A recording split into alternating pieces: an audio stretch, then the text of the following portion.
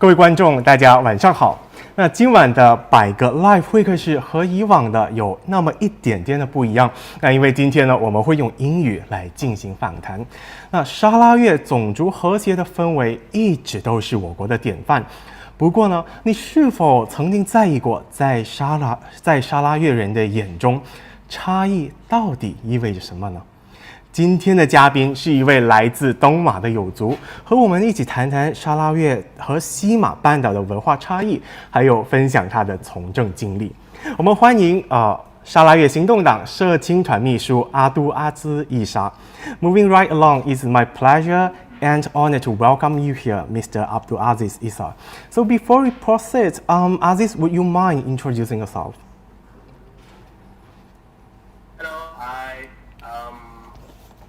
Assalamualaikum, salam sejahtera, salam ubah, salam bersih dan salam selamat ke Malaysia.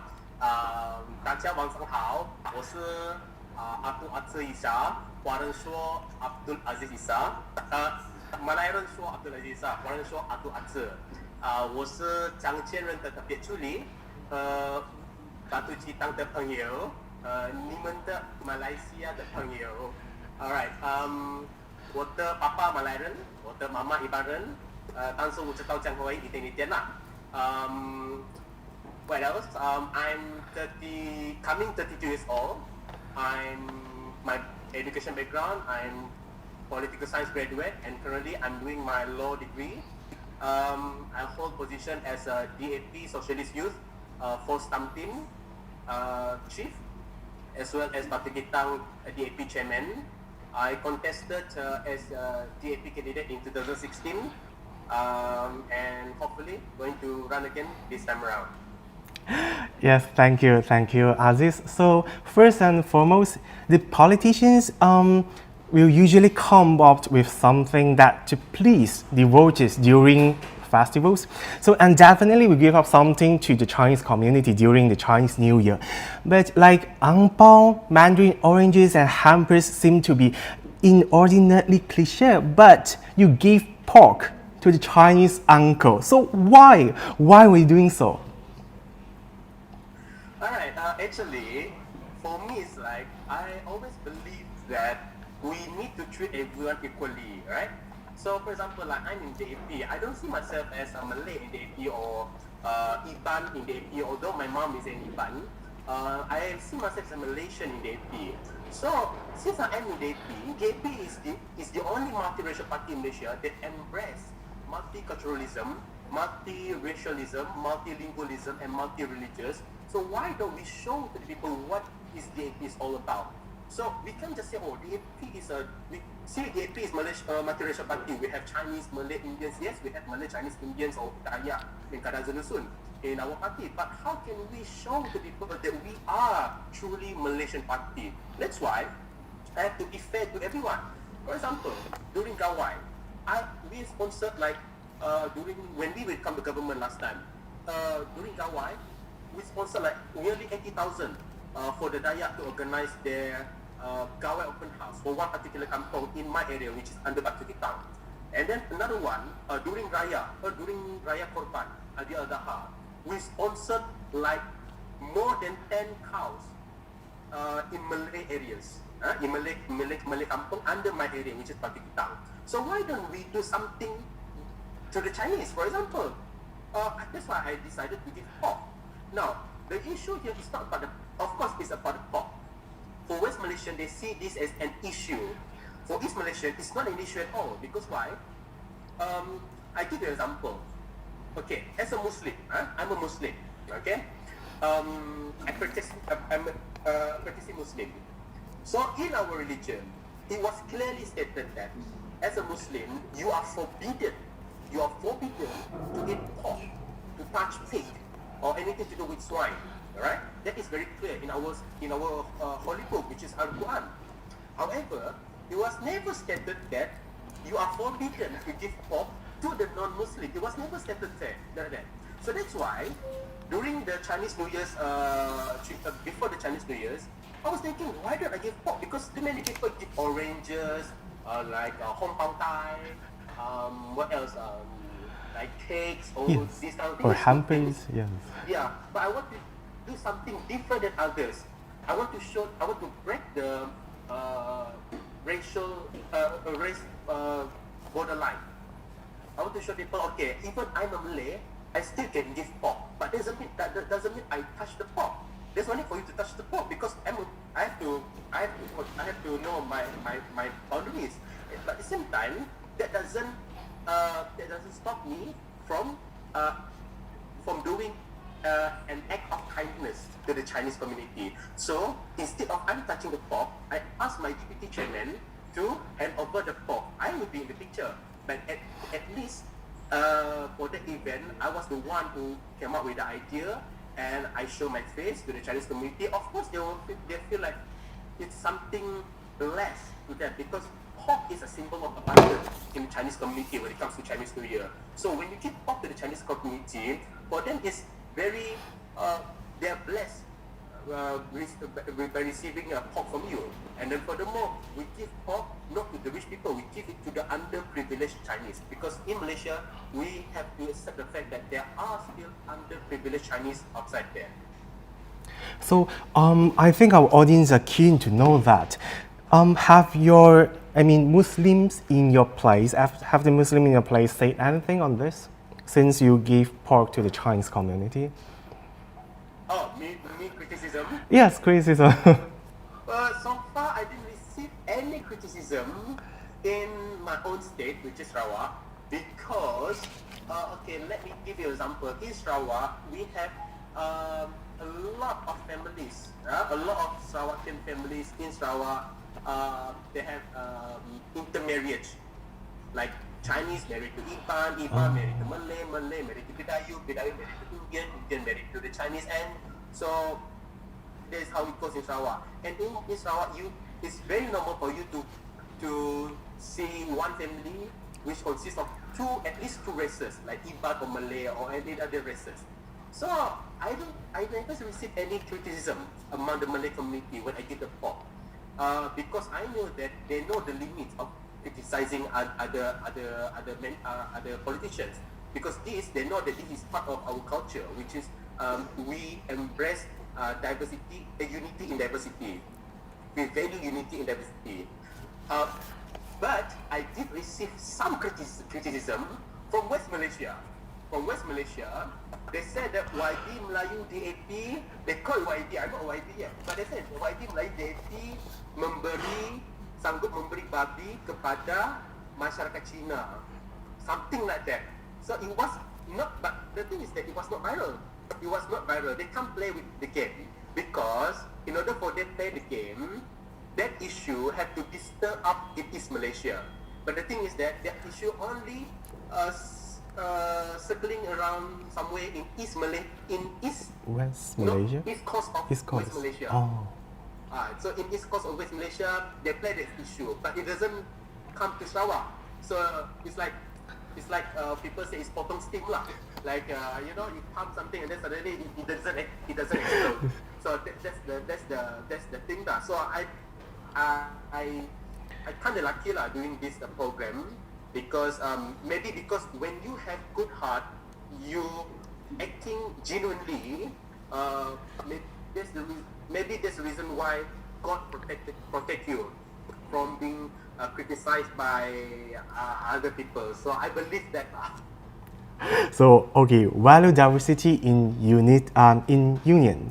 So for me, it's unbelievable that everyone is saying nothing on this. It seems that there is a sharp contrast between the East and the West of the country. So speaking of which, I noticed that you share photos of you enjoying a breakfast or lunch in the Chinese restaurant on your social media occasionally. So have you ever been criticized by the Muslim supporters or netizens?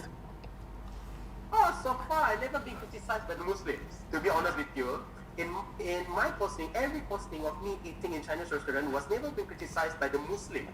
Even in the comment, it was never been criticized by them, because in Sarawak it's very different. In Sarawak you can see Chinese restaurant, like for example in my area Pakititan, you have a lot of Chinese kopitiam. I name it like Yu Hao or Swing Sian, or a lot of them. Kofu, Harrison Food Court. These are Chinese kopitiam. But in that kopitiam, they have Malay stalls that serve Malay foods. And you can see in Sarawak, it's very common in Sarawak, even in Sabah as well.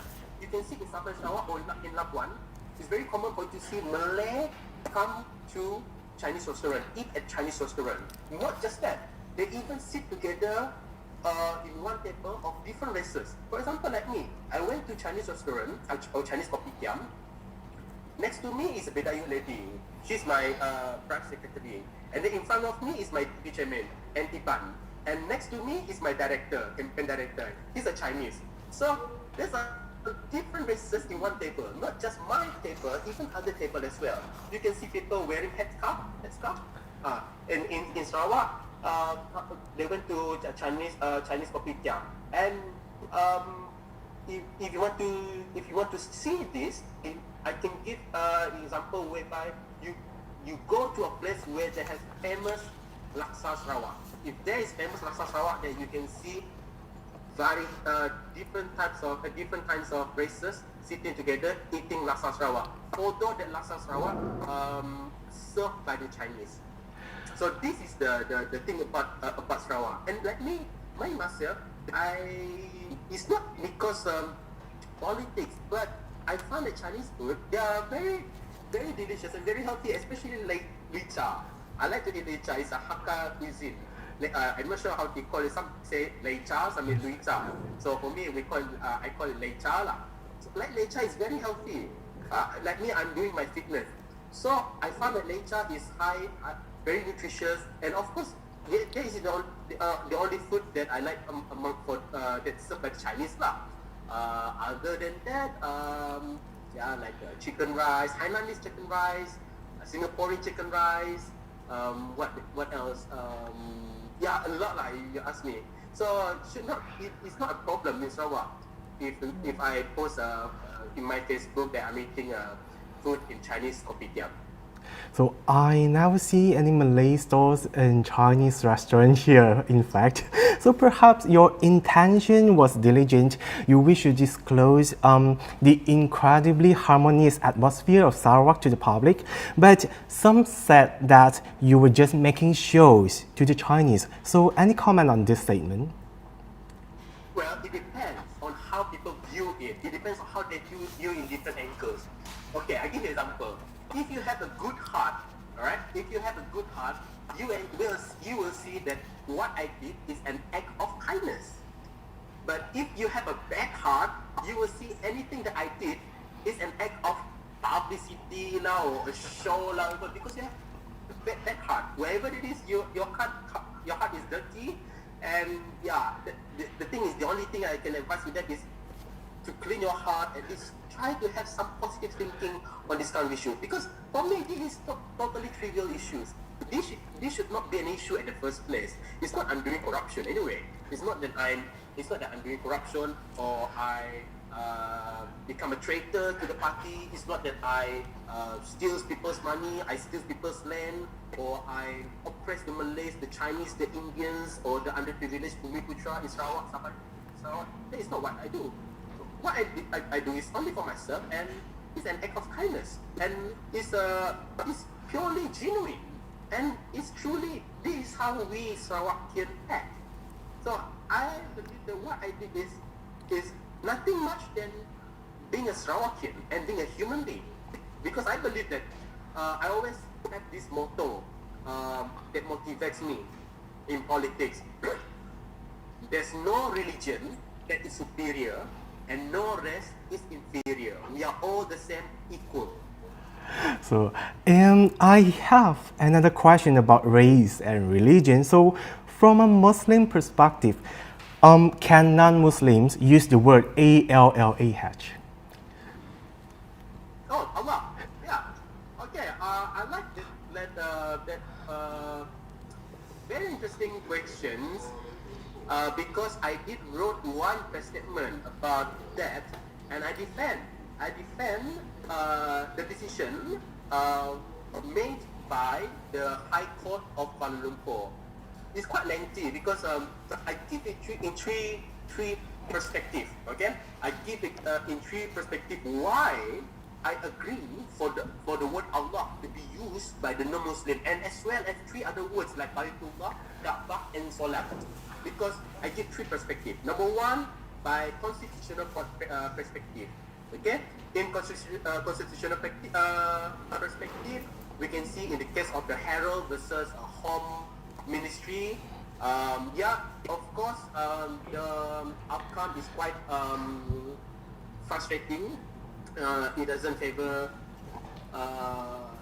to the Christian when the Court of Appeal overturned the decision and back the decision when the Court of Appeal overturned the decision which banned the Christians from using the word of Allah in their publication. However, in the case of Jill Island versus Home Ministry, the High Court affirmed her constitutional right to use Allah for religious purposes. So this is in terms of constitutional perspective, this case is clearly upholds the freedom of religion as enshrined in our federal constitution, as stipulated in Article 11, which stated that Clause 1, every person has the right to profess and practice their religion, and subject to Clause 4 to propagate it. And 2, Clause 2, no person shall be compelled to pay any tax that proceeds of which are specially allocated in whole or in part of the purposes of a religion other than their own. So there is no such power to restrict freedom, religious freedom under Article 11 of the Federal Constitution.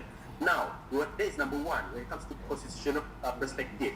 When it comes to number 2, which is historical perspective, the word Allah has been used before the coming of Islam. Before the coming of Islam, the word Allah has been used. Now, I give you an example. Okay. Our Prophet Muhammad, right? He is the one who bring Islam. Okay? He is the one who bring Islam. But when he was a child, okay, his father's name was Abdullah. Okay, his father's name was Abdullah. And Abdullah means the servant of Allah. So how come his father's name is Abdullah, but Islam came after Muhammad? Correct. So meaning to say the word of Allah has been used before the coming of Islam, before Muhammad was even born in this world. So the word of Allah has been used by Christians in those days, and even the Meccan religion, because during that time there was a history saying that this community named Quraysh, they used the word Allah as the supreme deity of the tribal federation among the Quraysh community, and it was used as a designation that consecrated the superiority of Hubal. Hubal is the supreme deity of the Quraysh. So, and then that's number 1. And then number 2 is that in Christians, okay, the word of Allah has been used by many Christian denominations. For example, like the Maronite Christians in Lebanon, the Coptic Christians in the Egypt, even the ancient Church of the East, Assyrian Church of the East, Chaldean Catholic Church, whereby in their prayer, normally the Christian will say in the name of the Father, the Son, and the Holy Spirit. Right? God the Father, God the Son, and God the Holy Spirit. In Arab, they don't use God the Father, God the Son, or God the Holy Spirit. They use the word in Arabic. They use Allah al-Ibni, Allah al-Ab, meaning to say God the Father, Allah al-Ibni, meaning to say God the Son, and Allah al-Ruh al-Quds, meaning to say God the Holy Spirit. So meaning to say, even Christian has used the word of Allah before the coming of Islam. Christian came before Islam. And the third perspective is that my own family, I was raised by my Anglican family. My mom was an Anglican. Before she embraced Islam to marry my father, she was an Anglican. Then after that, when she married my father, she converted to Islam. But at the same time, I still stay with my Christian family, which is Anglican. And during Christmas, I celebrate Christmas. I celebrate their birthday, my grandparents' birthday. I even celebrate any occasion that to do with Christians in wedding itself, during their prayer, they recite the word of Allah Ta'ala. They use the word Allah Ta'ala. It never, for me, I never feel offended when they use the word Allah Ta'ala because I understand my religion very well. I understand my religion very well. So that's why I strongly believe that the non-Muslim should be allowed to use the word of Allah. Whatever the interpretation would be, that is, let they interpret it. But it's not for us to stop them from using the word of Allah. Because one thing I believe is that Malaysia, although Islam is the official language, although Islam is the official religion of the country, but the core, the spirit, and the structure of the federal constitution itself, it shows that Malaysia is a secular country. Meaning to say, the religion and politics and the government should be separate. So I have no issue for the non-Muslim to use the word of Allah. That's very, very insightful sharings. So our audience, which is Vivian there, she said, interesting to know Sarawak state with so many ethnicity and culture and etc. So as a Sarawakian, why do you think ethnic and religion are always an issue in West Malaysia? Right. Not just race and religion, right? Yes, ethnic. Yes, race and religion. Okay. And not just race, religion, and royalty. Again. Now the thing is that why they use race and religion as political tools, because they want to get to attract the Malay voters and the conservative voters. For example, like PAS, right? PAS is a very ultra-orthodox political party. So for them, they have to play religion, right? They said they have to play religion in order to gauge the support among their conservative voters, especially in the east coast of West Malaysia. UMNO, on the other hand, they use race. They use race in order to gauge the support, to attract the support among the Malay community in other states, particularly the whole West Malaysia, the whole Peninsular Malaysia. It's the contestation of ideas among both political parties, which is UMNO and PAS since pre-Merdeka era. They have been using race and religion just to attract their own voters.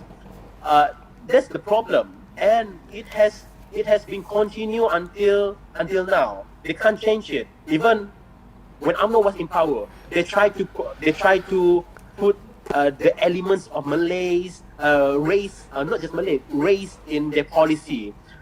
There's no affirmative policy that can help everyone, regardless of their race, religious convictions, or political affiliations. So they always use race. Although Malay has been majority race in the country, they still use race as their political tool to survive. That's on part of UMNO. On part of PAS, they want to become government. They want to topple UMNO. So in order to topple UMNO, they always say that UMNO, they put race first. We PAS, we put Islam first. Islam should be the superior than race. That is what PAS said. So that's why I don't agree with political party which is based on race and religion. Doesn't matter whether the political party is from more to Islamism or Christianism or Christianity or Buddhism or Hinduism. I despise any political party that use religion as their tool to attract their voters, as well as other political party that use race, like UMNO, MCA, MIC, in order to get the support among their voters. So I guess it's the problem of the political party itself. Because the AP, we don't play race and religion. In the AP, we always talk about Bangsa Malaysia, we talk about Malaysia, truly Malaysia. We always embrace that and then say that to our voters. So, in a nutshell, politicians are the root of the evil. Okay, Yes, they are. So, apart from that, if I'm not mistaken, you came from a political family. Some of your relatives are politicians of the local party as well. So, since our families members are maybe not the AP supporters, so why did you join the AP?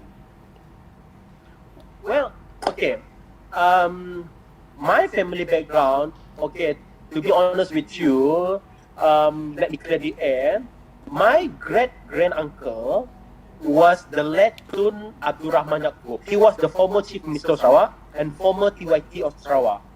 My grand-uncle was the former Chief Minister of Sarawak as well, which is Tun Abdul Taib Mahmud, and currently serves as the TYT of Sarawak. My ex-grand-uncle, Adnan Satem, was the Chief Minister of Sarawak as well. So they have been governing the country, the state, since they've been ruled the state since, like, I think since 1970, maybe 45 years, if I'm not mistaken. They've been run 47 years. Rules Sarawak. But the thing is that why I don't want to join PBB? Why I don't want to join them? Because if I join them, I know the potential for me to climb the ladder is very high. The chances, the possibility is there. But the thing is that what value do I have as a politician? If one day I climb the ladder in the span of a short time, people will say, well, of course, he can go up there, he can become somebody because his family is a former chief minister, even former MP, even former minister. Of course, it's easy for him to climb the ladder. So I don't want to be the kind of leaders. I want to become a leader with quality. That's why I joined the AP, because in the AP, none of my family are the members. Only recently, my mom joined the AP. My mom joined the AP, yes. Recently, she joined the AP. But in the AP, I have the freedom. I have the freedom because I have no family inside there. So whatever decision I made it without any pressure or influence by my family. And even if I climb the ladder, I do it by myself. If I reach on the top in the future, it's all because of myself. It's not because of my family. So I did it by myself. I want to show the people that even the Malay can survive. Even the Malay can survive in a free competition society, political games, like in the AP. And this is how I want to show to the Malays that you can compete if you believe in meritocracy system. So, and then that's number one. Number two, why I choose the AP is very simple. I'm a person a staunch supporter of secularism. I'm a person who is a staunch supporter of secularism. I believe that religion and politics should be separate. It should be separate. You can't mix religion and politics. And then DAP is the only political party in Malaysia which embrace secularism, and then as well as social justice, human rights, giving the rights to the woman, to the children, to the underprivileged people, is the only political party in Malaysia, multiracial political party in Malaysia, which embrace multiculturalism, multiracialism, multilingualism, and multireligious. And in the AP, all of our correspondents using Malay. We don't use English or Chinese, we use Malay in our convention or our correspondent letter.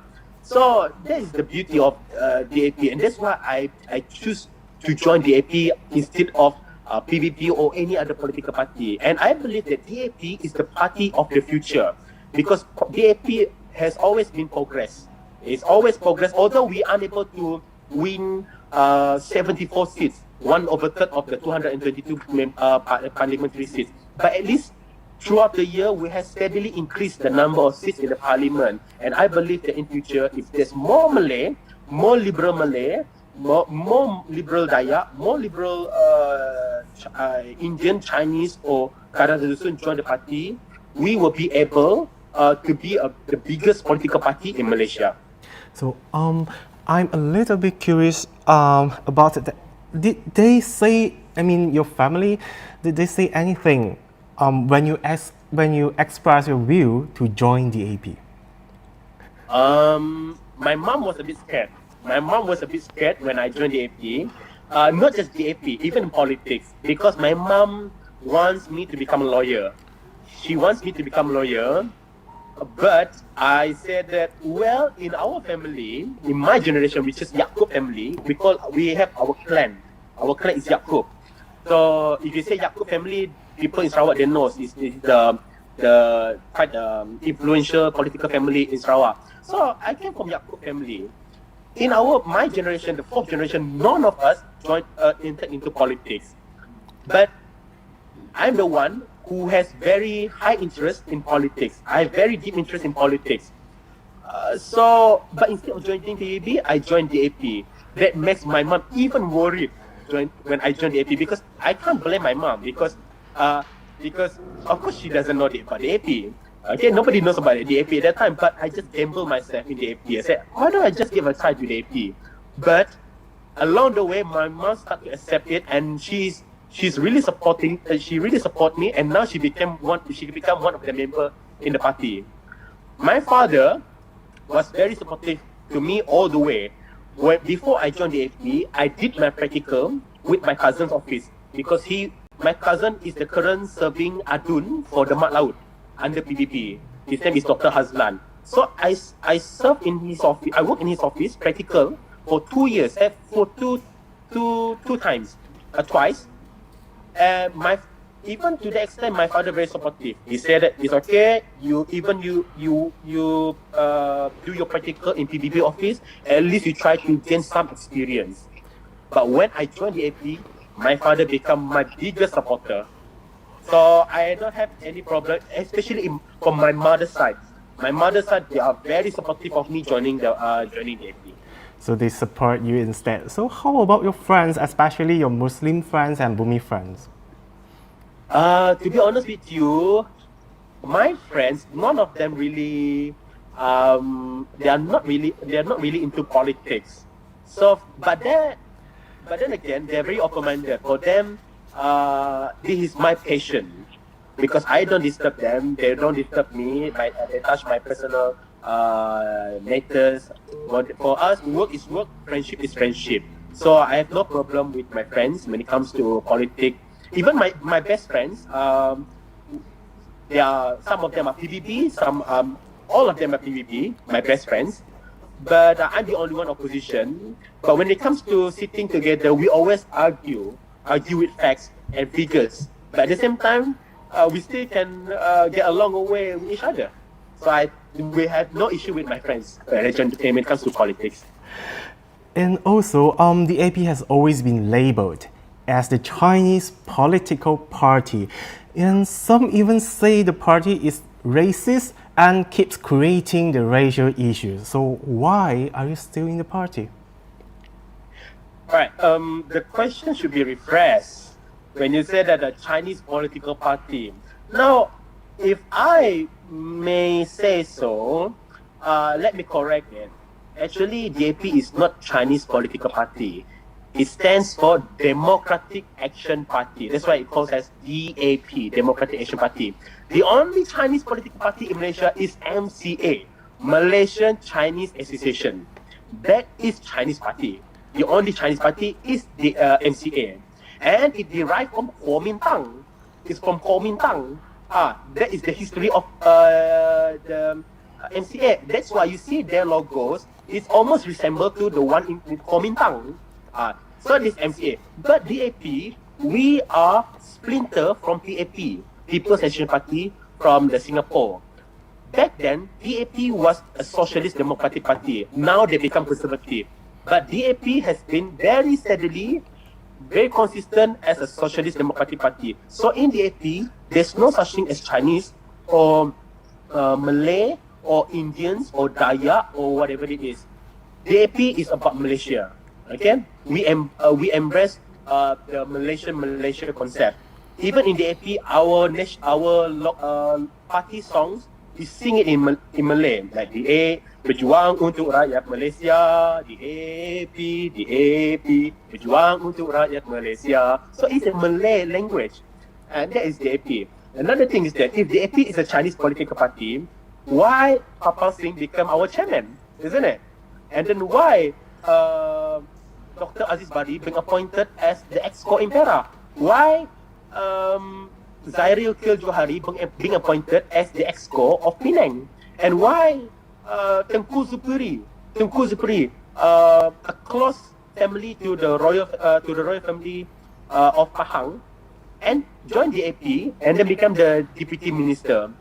And that actually DAP is not just about, it's not Chinese. Coincidentally, majority of our members are Chinese. We cannot deny that majority of our members are Chinese. But along the way, steadily, under the leadership of Lim Kuan Eng, you can see a lot of Malays have joined the party.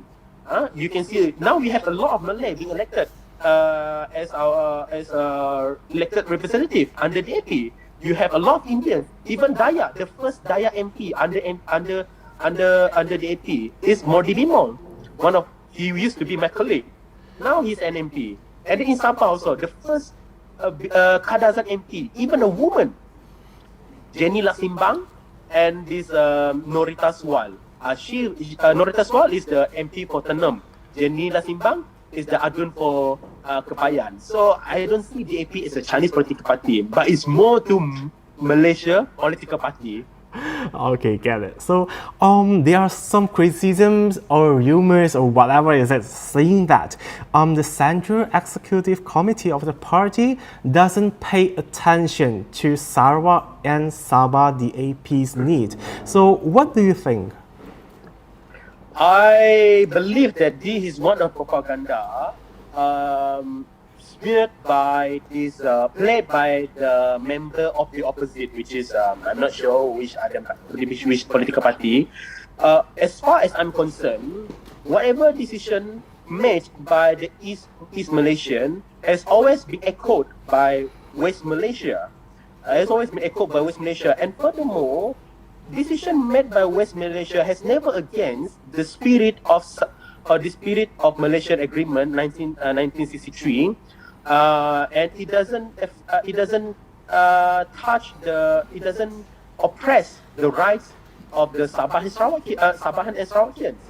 I don't believe that DAP West Malaysia doesn't give much attention with East Malaysian DAP. If so, why they come to our state to campaign on our behalf? Right? If they are not, then they don't really care about East Malaysian DAP. And then there has always been respect to our decision. So I don't believe that such a statement. I strongly believe that is one of the propaganda played by the member of the opposite. Okay. Anyhow, DAP Sarawak Deputy Chairman David Wong once said that do not regard DAP Sarawak as a Peninsular Malaysian political party. He said DAP Sarawak belongs to the people of Sarawak. It is led by Sarawakians. DAP Sarawak must protect the rights of the people of Sarawak. So, however, your strategy, your direction have to be tallied with the DAP, the party, holistically. So, how do you hold your stand while fulfilling the mission, the goals determined by the Central Executive Committee while you are protecting your people's welfare? Okay, now we look at the bigger context, right? DAP is a socialist democratic party, number one. Number two, DAP embrace secularism, right? Number three, DAP embrace multilingualism, multiculturalism, multiracialism, and multi-religious. And number four, DAP embrace fight for social justice, right? And as well as human rights. Now, this is one of our pillar in DAP, right? So it has never against, it has never overlapping. Whatever decision made by the East Malaysia and West Malaysia, when it comes to this pillar, pillar of DAP, it has never overlapping. Right. Now that's number one. Number two, DAP Sarawak has the autonomy. Right. DAP Sarawak has the autonomy.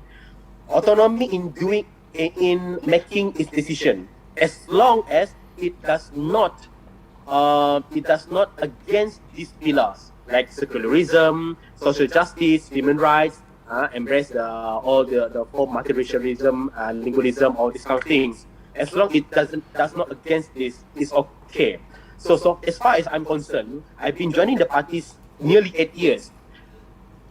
Under the leadership of Chong Chen Jen, which is my boss, my mentor, he been given the autonomy to make any decision pertaining to DAP Sarawak. For example, when it comes to candidacy, when it comes to candidacy, the West Malaysia have no say on our candidacy. The candidacy is under the prerogative of the chairman, which is YB Chong Tenden. He has the prerogative to choose anyone to be the candidate, to stand as the candidate under the AP in Sarawak. The duty of Lim Guan Eng is only to sign the Watika, just to approve. YB Chong said, okay, I want to put this as candidate here, this candidate here. Lim Guan Eng just approve. Because why? This is the autonomy that we have in Sarawak, as well as in Sabah. We have the autonomy on that. So I don't see that DAP in West Malaysia is not what the current one is not maybe I can say it's not respecting the Sabah and Sarawak, but they give more rights to us in determine our own direction in the state. So here is an extra question about the AP. So PH failed to fulfill the promise of 20% oil royalty. So to what extent do you think should the AP CEC bear the responsibility? All right. Now the issue here has been twisted by the member of the opposite, especially from the Barisan Nasional and GPS. All right. I see this as a contract law, like a contract law. If we learn contract law, there are 4 elements. Number 1 is the offer. Who gives the offer? Number 2, the acceptance. Okay. Number 3, the consideration, the thing that you want to offer and you want to accept. And number 4, this is the intention to enter into legal agreement. So if these 4 elements are met, then there is a contract, isn't it? That is the contract law. So what we did was that we promised to the people of Sarawak, we promised 20% royalty. Yes, correct. I don't deny that. I was there. When I became MC, I was there when they do the declaration. And then the thing is that we offer 20% royalty. We offer to back then it was the N government. Now they become GPS lah. Back then, we DAP we offer 20% all royalty to GPS to DN GPS government, provided with one condition: that money should not be given in cash. That money should not be given in cash, but instead that money should be channeled to healthcare and also education. That is the financial obligation need to be bear by the state government if they accept it. If they accept the offer, then I think it should not be a problem. But the thing is that the problem is that they don't even accept the offer. Reason given is that they want the money in cash. Now, can we trust them when we give the money in cash? 20% royalty is not about, I'm talking about 20 ringgit. It's about billions of money, tons of money. It's a golden egg. It's a goose golden egg. Like you see in the Jack and Jill story. It's like you give a gold to them. Can you trust them to hold the money and spend the money wisely? Can they be accountable to the public when it comes to giving them the cash? We have seen many times how they have been abused, how the party Barisan Nasional have abusing the public funds for their political purpose. So I don't believe that they are very sincere to take the royalty. What they want is the money. We in the AP, we sincerely want to give 20% royalty to Sarawak, to the state government, provided the state government accept the financial obligation to use the money for healthcare purpose and education purpose. Okay.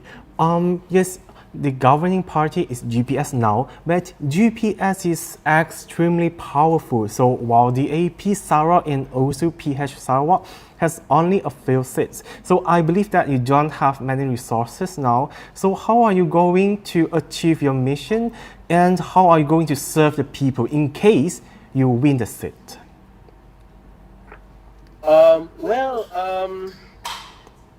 if we win the seat as opposition or government? Maybe yourself. Okay, let's say if I won the Yes. seat, right? Let's say if I won the seat, we give two scenario, right? Let's say if I won the seat, but we still opposition, right? We still opposition. Well, there's a way to help the community, right? Of course, we can't deny GPS has a lot of resources, right? They can pump a lot of money, developments, but do they have the voice to protect the rights of the people, to protect the rights of my voters?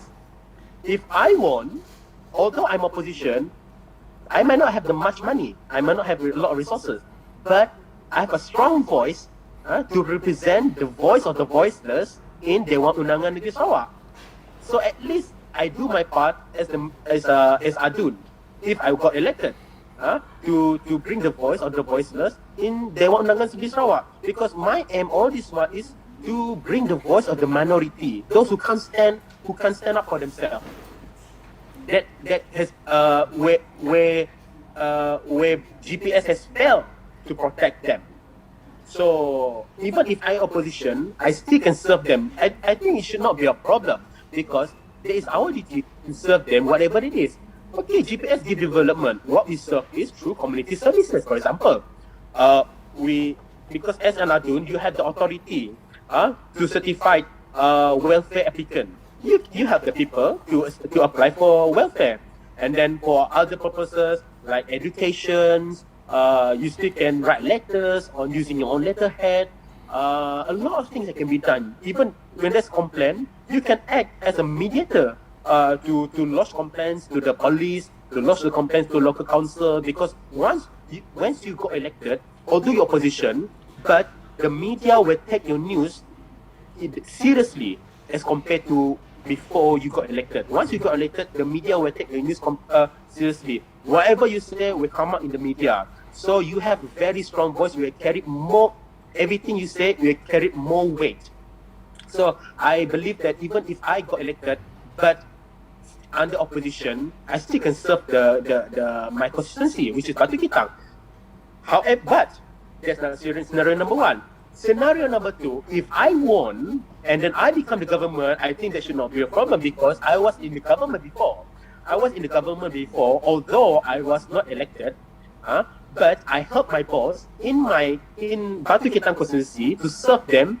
Whatever they want, I give. I give them roads, surface the roads according to the specification by the JKR. I repair the roof. I give a lot of fund allocation to the churches, to the mosques, to the temples, to the Malay community, the Chinese community, to the Bidayu community. I give a lot of funds as well to the schools. So even if I government also, I still can serve, but even more, even much better lah. Because one, I have the voice. Number two, I have the money to do development. So that's it. So anyhow, you still can help the people. Just depends on how you help them. So you and a PKR candidate were battling against each other in Bukit Bintang during 2016. So it is a sign that these two parties don't get along well with each other in Sarawak. Forget, it's not Bukit Bintang, it's Batu Kitang. Alright, 2016, it was very interesting history, but the problem during that time, those who sabotaged us was from the unwanted group in PKR. But now they left the party already. They are very troublesome in the party. So we already made an agreement. For example, okay, YB Chong have made an agreement. Okay lah. Since they really want Batu Kitang so much, the AP give away Batu Kitang. I really sacrifice myself, although I was not selected to contest Batu Kitang because the seat was given back to PKR. I went to Setakan. Campaign there for 2 weeks. Although Setakan is impossible for you to win because it consists of 50% army votes. You can't win that seat under opposition. Okay? So I know I'm gonna lose. But still I keep on fighting under the AP. because I believe that because I do this for the party willing to give Batu Ketang in order to get to contest in 5 other seats. PKR willing to give 5 other seats, provided DAP give them Batu Ketang. Okay, it's agreed. But during the last moment, there's a sabotage. The person who sabotaged is no longer in PKR. So now, when it comes to 2021, that was history. Okay? 2016, since they encroached to our area, then our leaders said, okay, since they encroached our areas, we put Aziz back to Batu Ketang. That's 2016. Now, 5 years, we forward to 5 years. What happens after that? 2021, Pakatan Harapan just concluded the seat negotiation. And in PKR Supreme Council, in PKR State Supreme Council itself, they had a meeting. One of the leader decided for PKR to contest in Batu Ketang again. However, it was against by the majority of the leaders in PKR. Only one leader who proposed that idea to contest for PKR to contest Batu Ketang. But the rest against it because they say Aziz have been serving the people there and we should not disturb DAP. Because we have a strong candidate there, so give DAP to DAP. Then it was concluded that DAP will be contesting Batu Ketang in the next coming state election. And to this extent, DAP going to contest 26 out of 82 seats. Out of the 26 seats, 15 of the seats are majority Chinese seats. Chinese majority seats. 11 is majority Dayak seats.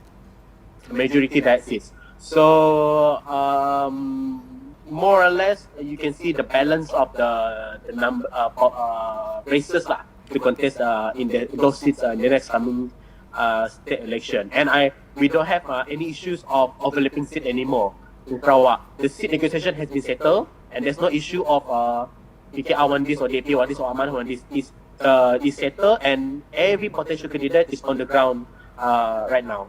So, you have completed the negotiation for next election? Yes, we have completed the seat negotiation. Oh, okay. So, do you think, as a Sarawakian leaders, do you think we need an East Malaysia Prime Minister? Yeah, I do believe so. We need an East Malaysian to be the Prime Minister. But with one condition. We don't want to just create history. Like what Kapal Singh said. This party is not about creating history. We don't want, or just because we want East Malaysian, we just put any Tom, Dick and Harry to be the Prime Minister. And then what happens from that? The country will be destroyed by that particular person. It's not about having an East Malaysian to be the Prime Minister. We want to have a very qualified East Malaysian to be the Prime Minister. If at the current moment of time, there's no qualified East Malaysian to be the Prime Minister, then we have to wait for another 5 years or another 10 years from now. We have to groom some of them, and then we have to promote them to be the potential Prime Minister. The nominated Prime Minister. So I believe that yes, there's no harm. There's no wrong for East Malaysia to be the Prime Minister because it's not against the federal constitution, because in federal constitution it was never stated that Prime Minister should be Malay or Muslim, male, and West Malaysia. Anybody can become Prime Minister of Malaysia, even a Chinese or Iban or Pridayu or Kadazan or Indian or Malay or whatever race or religion they are. Because that's why I say the federal constitution itself is very circular. So if you read it between the line, there's no boundaries to be the Prime Minister as long as you are Malaysia citizen holding the Malaysian IC identity card. So yeah, not a problem for East Malaysia to be the Prime Minister. Who knows? 10 years or 24 years from now, I can be one of them. All the best for in the future. So going back to the question, the negotiation with your allies. So did you met any problems or or any challenges during the negotiation? No, I was not part of the committee to negotiate. But as far as I know, I asked one of the committee members for the seat negotiation. They said that there's no problem. The seat negotiation ran very smoothly. This time around is very smoothly, not intense as used to be before. Now there's no last minute decision going to be made. So everything runs smoothly. It's a win and win situation. It's a give and take situation. So yeah, no problem. Speaking of the election, so a question about the political frogs. So your ally Larry from PKR exited his party. Wong King Wai as well left the AP last year. So your leaders and your man were getting scarce. So what do you plan to do now? All right. To be fair to them, I cannot say. I am not going to comment about Larry Sung. But for Wong King Wai, he left the party. There's no term he should not be called as political fraud because he just left the party because he decided to retire from politics. That's it. It's not that he left the DAP and then joined GPS, SCBP or BN. No, he just left the party and then decided to retire. So we have to give a fair comment to him lah. So he's not a political fraud unless if he joined other political party, then political fraud should be in the picture. But he's not a political fraud. So I have to say sorry that he's not a political fraud. Like what you say is that your leaders are getting scarce, and what do you plan to do now? That's the thing. DAP is grooming a lot of youngsters. DAP is grooming a lot of youngsters to join the party. And at the current moment of time, even me myself, I groom two young guys, new members, our new members. One a Chinese who is doing his accounting at the moment. One a law graduate from Australia who is doing his chambering in Australia at the moment. So I groom them. I teach them how to write press statements. Then who knows in the future when they come back to serve the party, we can give some position to them and or a platform for them to serve the community. And like me myself, I was nominated by a lot of branches to contest for the next coming DAP state election, state DAP committee election. So not just me, even other members, young politicians in our party received few nominations to contest for the state committee elections. So if we've been given a chance to get elected in the state com, at least we can try to give some of our ideas, new ideas. Because some of us, like, for example, people like me, we play Facebook, we play Twitter, we play Instagram, we play TikTok. Right, so other leaders, they might not very used with this kind of social media, but we are very aware of social media. So our platform, our interaction platform with the youth, mostly on social media, and the way we attract the youth in the state is very different. Like me myself, I go for fitness. That is one of my ways how to attract the people, how to inspire the people to follow me. So by following me, they sooner or later they will try to get to understand my political struggles. So this is what we do as a youngsters. So people come and go in politics, but what the leaders need to do is that they need to groom more people like us, to climb the ladder. We might not be able to climb that fast. Right? We have to follow. We have to play by the game, at least one step at a time. And then the leaders have to mentoring us, and then we must be guided by them, so that we will not be swayed from our original path. Yeah. So inspiring. I mean, that's the most important quality of a leader. So due to the time constraint, here is the last question for today. Popular opinion has tilted in favor of the young leaders. So as we can see, the seniors kept fighting for the power in the name of people's mandate, the welfare of the people. So in your opinion, what is the youngsters' role in the coming election? The youngsters, definitely the youngsters have to come up to vote. The problem with the youngsters nowadays is that because I'm a political science graduate. So in political science, we learn about politics, right? We learn about politics. We learn about Plato, we learn about Aristotle, we learn about Socrates, Thucydides, Ibn Khaldun, all the names, like Ibn Khan or this Karl Marx, everything. We learn about communism, liberalism, feminism, all these kind of ideologies. How communism come in the picture? Because we have people like Mary Wollstonecraft, who is fighting for the women's right. How communists can be in the picture? Because we have Karl Marx, we have Hegel. In the history, they come up with such an idea. How we have this liberalism? Because we have Jean-Jacques Rousseau and Jeremy Bentham. They're very young at the time to create this kind of ideologies, and that's why I believe that to change the politics, to change the world, we need more young people to participate in politics. Climate change, people who talk about climate change are the youth. In Canada, they elected the youngest Prime Minister, Justin Trudeau, to be the youngest Prime Minister in Canada. Even in New Zealand, they elected the youngest Prime Minister, Jacinda Ardern. And then even in I can say that in Austria, they elected the youngest chancellor in Austria.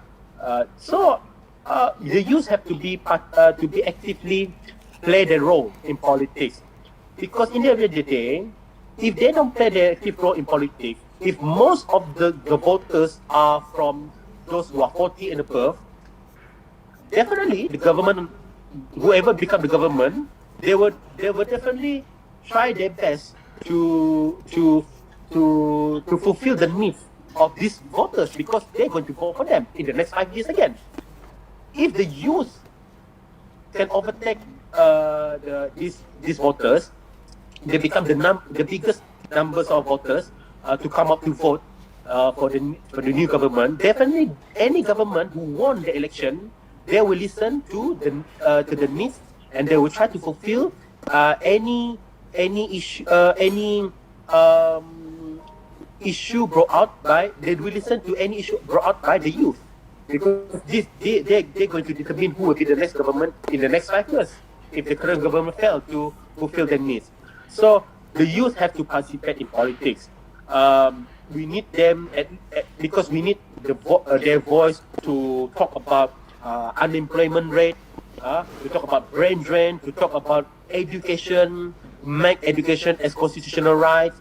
We want them to talk about legalizing marijuana as at least use legalizing marijuana as a recreational purpose or medical purpose. Talking about abortion, talking about interfaith, talking about interfaith dialogues, talking about, instead of race and religion, most youth, they don't think about race and religion. They think about jobs. They think about marriage. They think about, of course, love. They think about entertainment. They think about games. They think about sports. They think about fitness. They think about things that totally different than the elders. So yeah, the leaders should play the role. The youngsters should play the roles in politics. And once they join politics, they must have this sense of integrity. They must have the integrity, so that anything happens to them, they will not going to be swayed by money, by propaganda, simply propaganda. Yeah. Is we need new faces and new blood to actively play their roles in the politics. By the way, do you think it is okay to lower the voting age to 18? Oh yeah, talking about the voting age, yes, we need to lower our votes to 18, like the one that being fought by this former the then Minister of Youth and Sport, which is Syed Sadiq Syed Abdul Rahman, on the Undi 18. Well, okay, let us talk about ASEAN. Okay, in Philippines, the voting age is 18. In Indonesia, in Cambodia, 18. In Myanmar, 18. In Thailand, 18. Right? Of course, in Laos and Vietnam, also 18. Although these two countries are communist, but they just vote for one party. Still 18 is old. We don't compare ourselves with Singapore, because Singapore, although they are part of ASEAN country, they are much developed than us. So they are developed country. They are not developing country. Let us compare apple to apple. Malaysia is not a developed country. Malaysia is just a developing country. So why don't we compare ourselves with Myanmar, Thailand, Cambodia, Laos, Vietnam, Philippines, as well as Indonesia? Forget about Brunei or this Singapore, because they don't not in the picture. Brunei is an absolute monarch. Singapore is developed country. Indonesia itself, they lower the voting vote to 17 years old. So if this country, whereby among these all developing countries, Malaysia is more developed as compared to these developing countries. However, when it comes to politics, Malaysia is going backward. But this country, the so-called not so developed as compared to Malaysia, is moving forward, progress. Even Myanmar, they have reduced the voting age to 18 years old. And then even Indonesia and Philippines, we take these two countries. These two countries has been controlled by Suharto and Ferdinand Marcos for long time, numbers of years. What happens after the fall of Suharto? What happens after Ferdinand Marcos?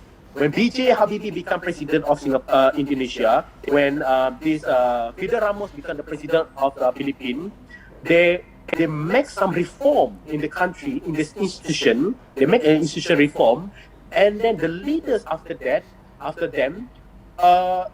decided to make further reform by reducing the voting age to 18 and 17 years old respectively.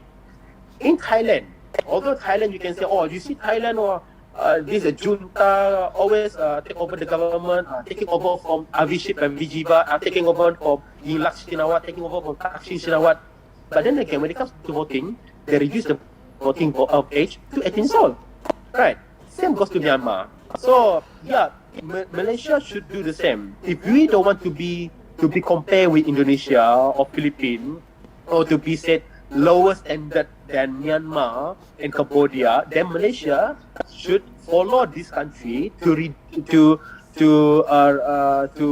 the voting age to 18, as what has been proposed by the then Pakatan Harapan government when they amended the constitution in 2019 to reduce the voting age to 18 years old.